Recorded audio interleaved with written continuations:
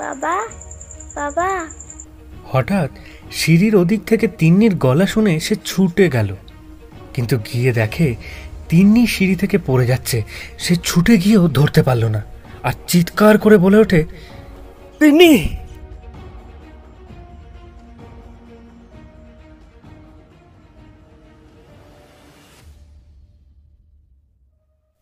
চোখ বুজে how how করে কাঁদতে লাগে অবিনাশ।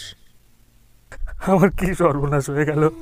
তিন্নি, তিন্নি তুই! একটু পর নিচে থেকে তিন্নির আধো আধো কথা শুনতে পাওয়া যায়। বাবা, বাবা, বাবা। তিন্নির গলার আওয়াজ শুনে হুঁশ ফিরল অবিনাশের। সে ছুটে গিয়ে দেখে ওই তো তার তিন্নি, কিন্তু সে আরো অবাক হয় যখন সে দেখতে পায়